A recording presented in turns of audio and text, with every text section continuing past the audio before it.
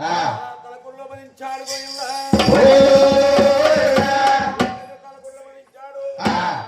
ఉండి గంగాదేవి అంటుంది నాయన ఈ శిఖలో నేను ఇమ్మలేకపోతున్నానయ్యా.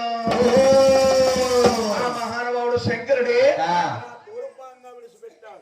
అక్కడ ఒక పెద్ద కోనేరు, ఆ కోనేటి కాడికి వెళ్ళి ఈ ఆదిశక్తి 3 దోషులతో నీళ్లు తీసుకుని నేను దానం చేసేసేనన్న సంతోషంతోని ఈ ఆదిశక్తి ఎలా ఉందా ఓరు ఓరు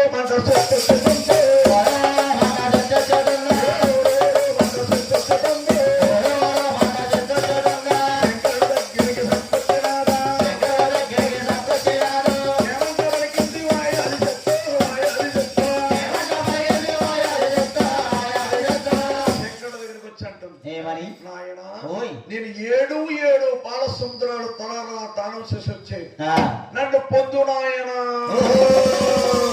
ఇప్పుడు శంకరుడు అంటున్నా అమ్మా నేను చూస్తే భూమిలో కొన్నా, నువ్వు చూస్తే ఈతాలు కూడా కొన్నావు, ఇల్లులాగా బండి చక్రాలు వరగవేనా తల్లి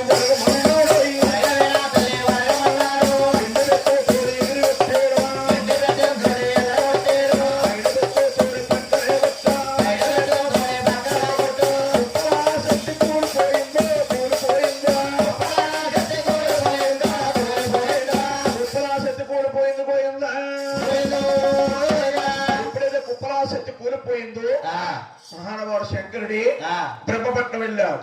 బ్రహ్మదేవుడు బతికి ఉన్నాడు. బ్రహ్మదేవుడు శంకరుడు ఆది విష్ణుమూర్తి చక్కగా తల్లిగారి దగ్గరకు వచ్చారు. తల్లి ఎలాగొచ్చిందయ్యా? బూడిద కూలిపోయిందండి. బూడిద కూలిపోయి ఉన్నాడు.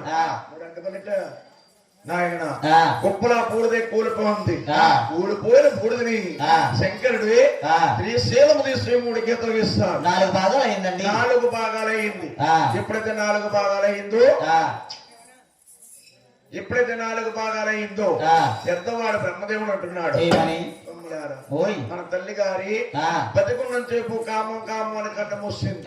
మన తల్లిలా ఉండాలి. తల్లి ఒక రజ్జా గుణము తీస్తే మహానవాళ్ళు